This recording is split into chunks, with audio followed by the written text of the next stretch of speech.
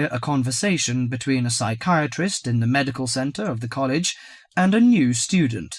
First, you have some time to look at questions 1 to 4.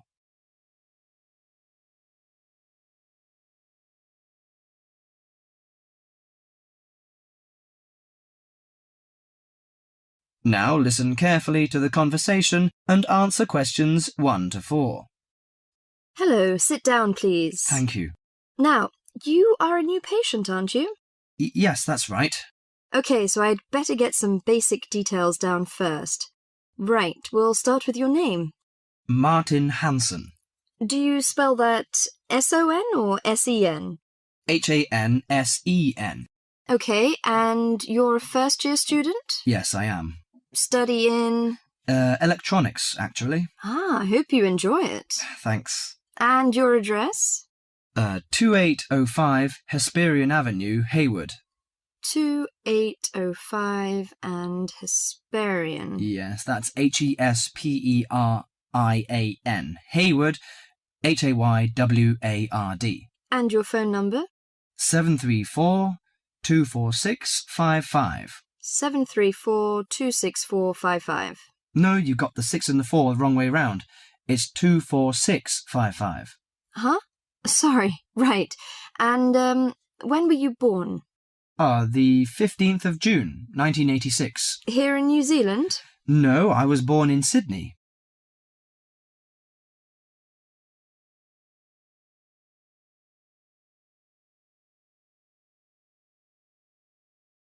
Before you hear the rest of the conversation, you have some time to look at questions 5 to 10.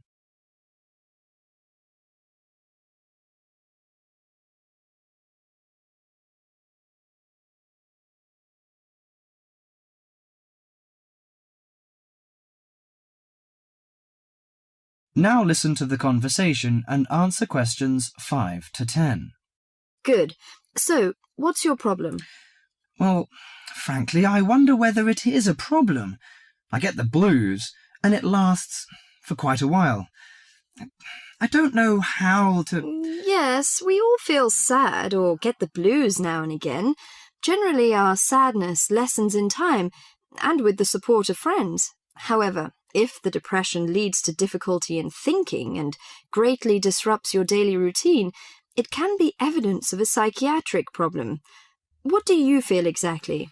I always feel sad and worthless. I find it hard to fall asleep and wake up early in the morning. How long has it lasted? Nearly half a month.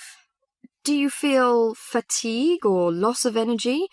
Or you may have lost interest or pleasure in usual activities? Yes, sometimes. At first I thought I could overcome it by myself, but I failed, and I'm so glad that you came here. It seems that you are suffering mild depression from your symptoms. Depression? Yes, I feel depressed sometimes.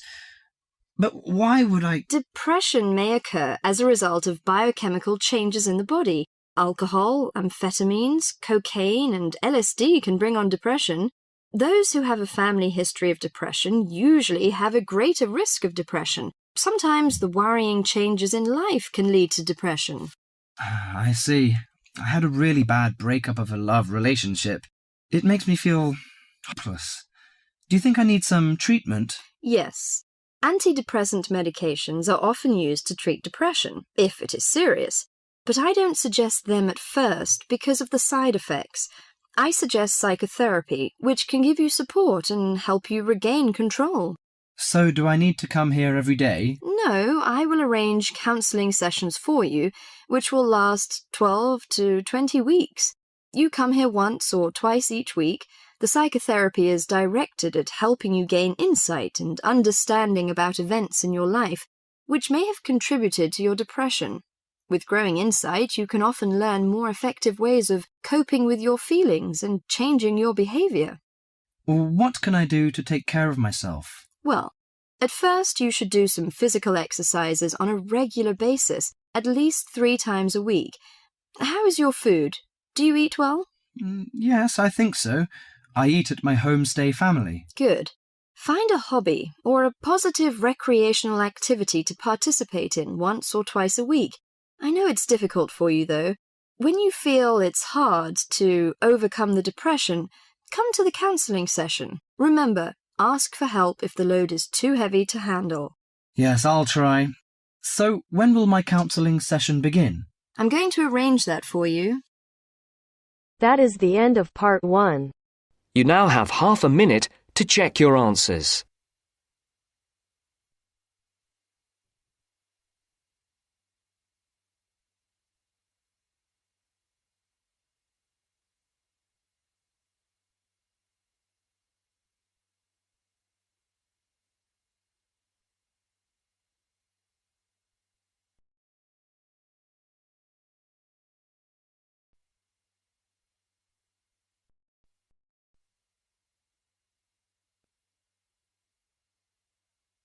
Now turns to part 2. Part 2. Zoe goes to talk to her academic advisor. First, look at questions 11 to 14.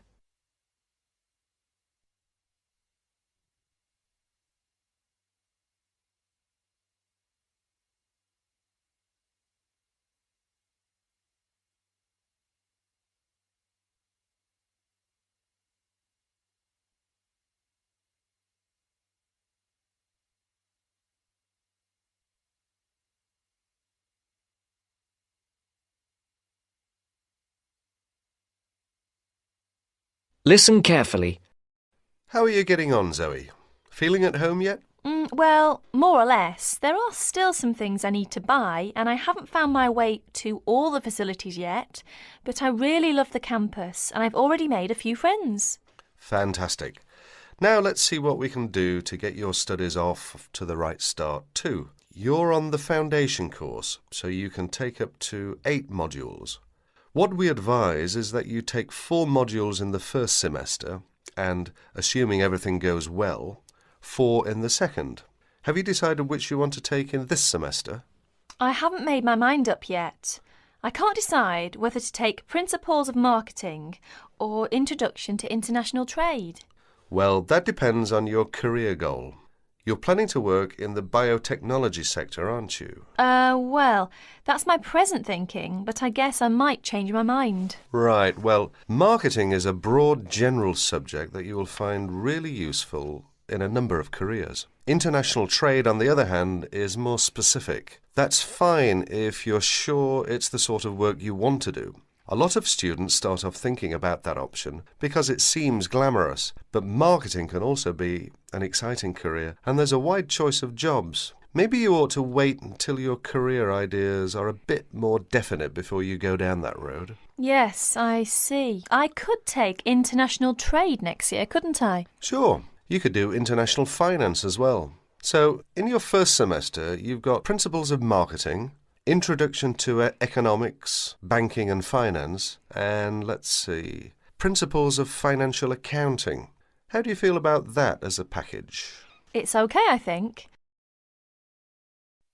Before the broadcast continues, look at questions 15 to 20.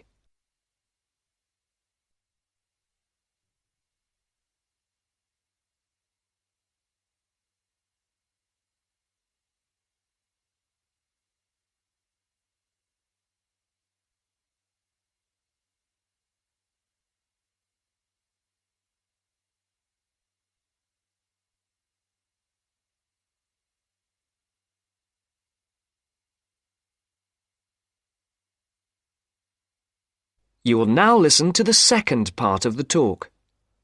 But I'm a bit worried about the maths. There'll be some statistics to do, won't there? Basic statistics, yes, but nothing more difficult than your last year of school maths. I know, but our maths syllabus was a bit old-fashioned. Mostly algebra, geometry, trigonometry and stuff, hardly any stats.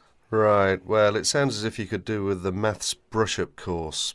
Can I arrange for you to attend just the classes on statistics, if you like? That'd be great. I didn't want to do the whole of maths again, but the stats classes would make me feel much more confident, thanks. Hang on a minute, there's one more thing. Your English. Now, you know you have to reach a satisfactory standard in English by the end of your first year to be allowed to go on to the main BSc course. Yeah, now I'm in an English-speaking environment and I have to speak English all the time. I'm sure I'll be all right. It certainly helps, but speaking isn't everything. You'll have to get your reading up to the standards where you can understand the books on your course reading list quickly. To get the information and ideas you need to write your essays. That means you have to develop a high level of comprehension skills. You'll never get through the course material if you try to read the books intensively from cover to cover. That's why our language skills development program gives you a series of graded academic texts to study and answer questions on a limited time.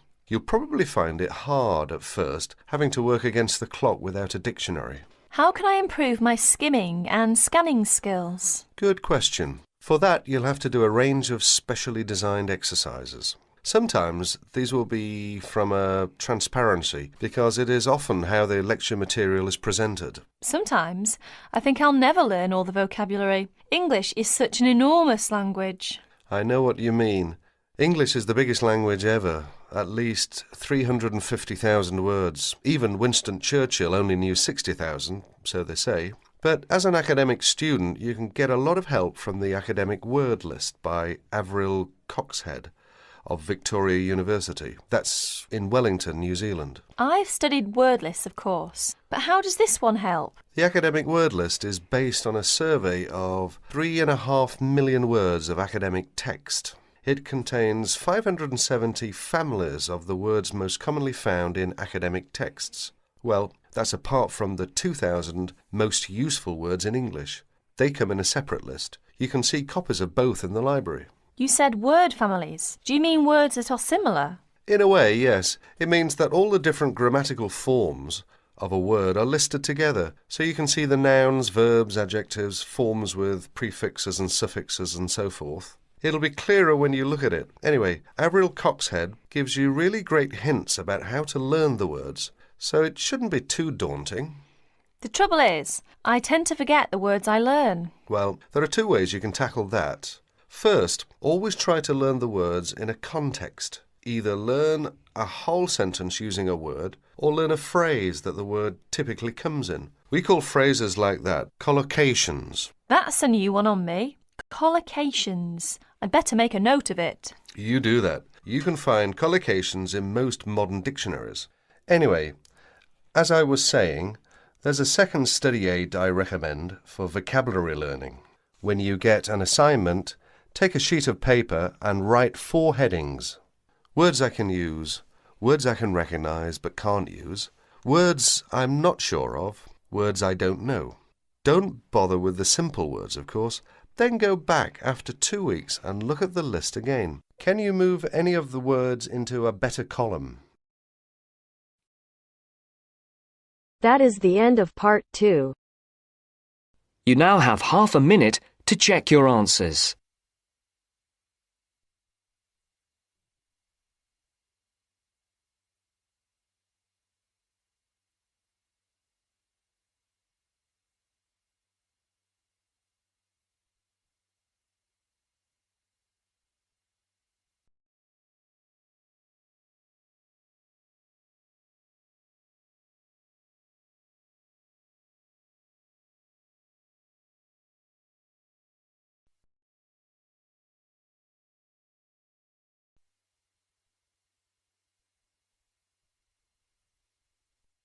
Now turns to part 3. Part 3. You will hear 2 engineering students, a woman in her 6th year called Linda and a man in his 5th year called Matthew, discussing the benefits of student work placements. Before you listen, you have some time to look at questions 21 to 26.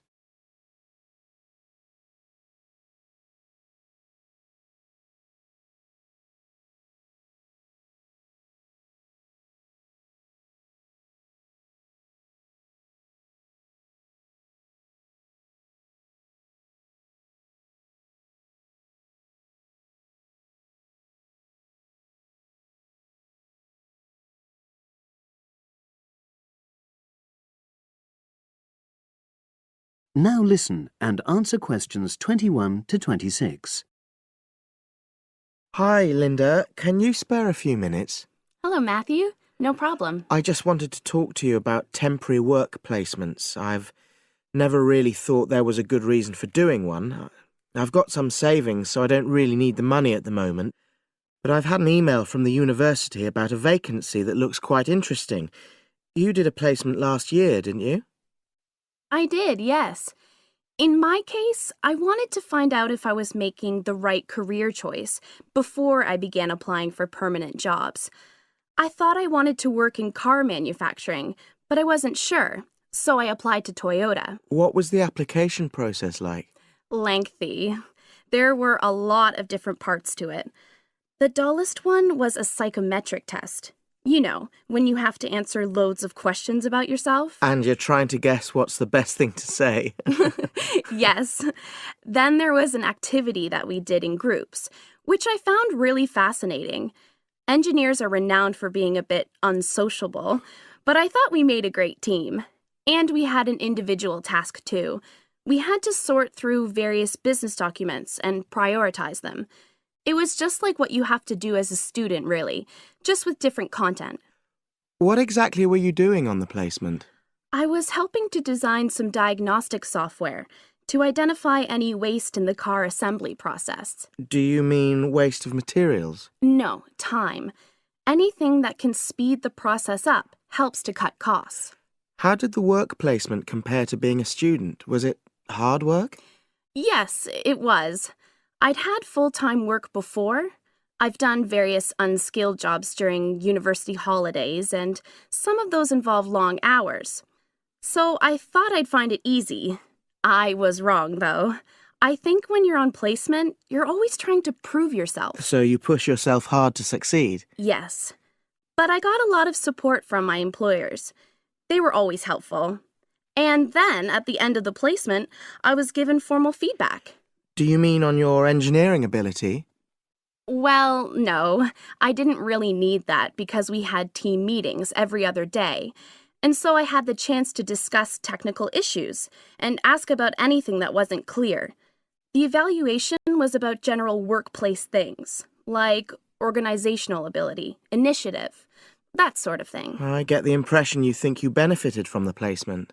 Well, the best thing is that they've offered me a job for next year. Depending on my exam results, of course, but still. A permanent one? Yes. But apart from that, I learned so much. The industrial environment was much more demanding than the academic one, so my general skills improved, like time management, meeting deadlines. And on the technical side, I learned new software packages, like MS Project. Well, I think you've convinced me that work placements are worthwhile, but while you're here, can you give me advice on something else? Before you hear the rest of the conversation, you have some time to look at questions 27 to 30.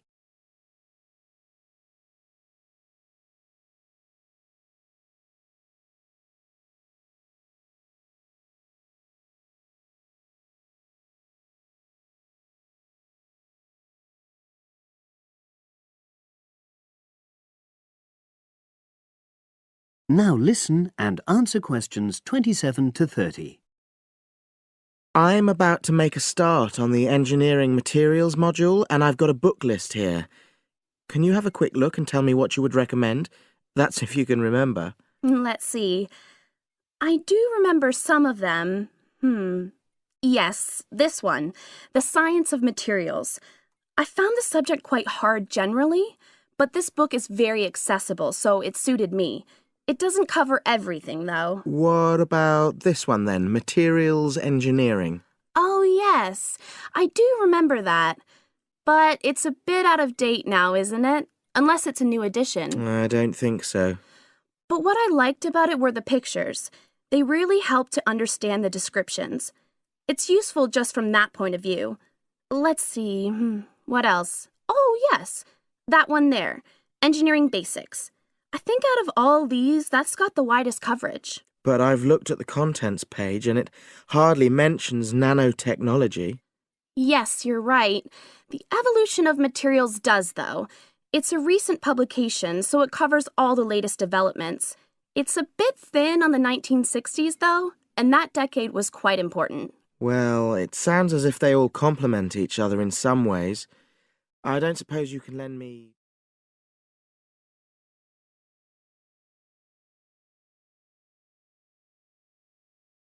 That is the end of part 3. You now have half a minute to check your answers.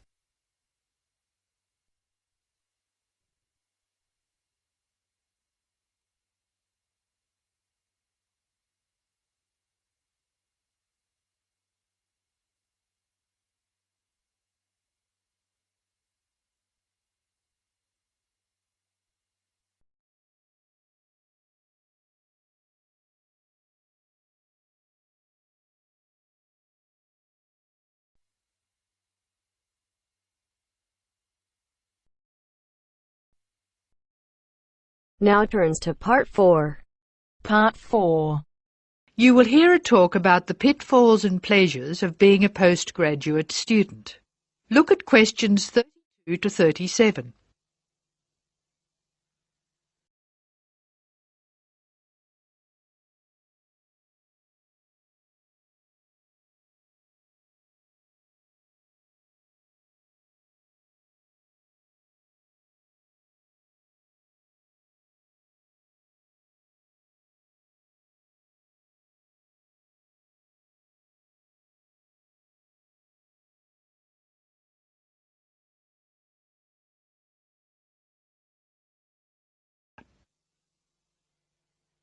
Postgraduates are about as easy to define as catching steam in a bucket.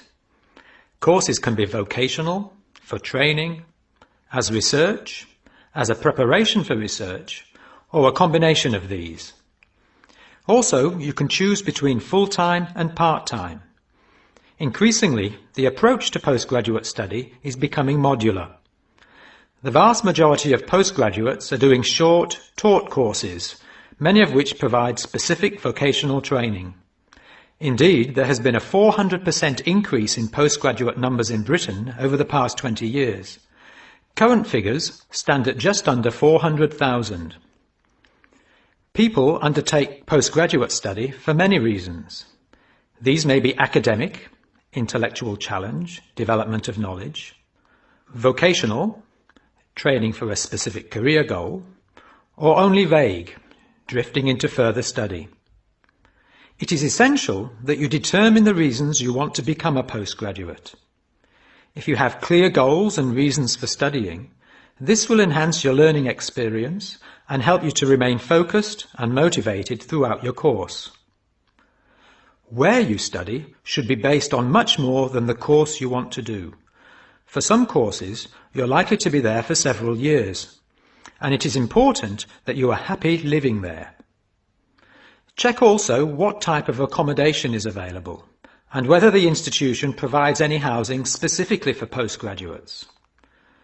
Choosing an institution and department is a difficult process. To determine quality, do not rely on the reputation of an institution, but find out what the ratings are from the most recent assessment exercises. Find out about the staff, their reputation, competence, enthusiasm, and friendliness. Visit the department if possible, and talk to existing postgraduates about their experience, satisfaction, comments, and complaints. Be very careful to check how they feel about their supervisors. Also, check what facilities are available, both at an institutional level, for example libraries, laboratory and computing facilities, and in the department, for example study room, desk, photocopying, secretarial support, etc.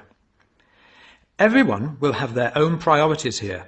I am always anxious to check the computer support available and regard it as slightly more important than library access. Your working environment and the support available to you plays an essential part in making your work as a postgraduate a positive experience.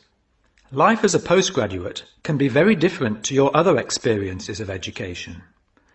Things that can distinguish your experience are the level of study, independence of working, intensity of the course, the demands on your time, and often the fact that you're older than the majority of students. These factors can contribute to making you feel isolated. However, there are several ways you can make sure that this is either short-lived or does not happen at all. Many student unions have postgraduate societies that organise social events and may also provide representation for postgraduates to both the student union and the institution. Departments can also help to create a sense of identity and community, and often have discussion groups available. Don't be afraid to talk to staff about any difficulties you might be having. Of course, universities provide counselling services, but we have found that the best advice comes from talking to other postgraduates who may have faced similar difficulties. Look at questions 38 to 40.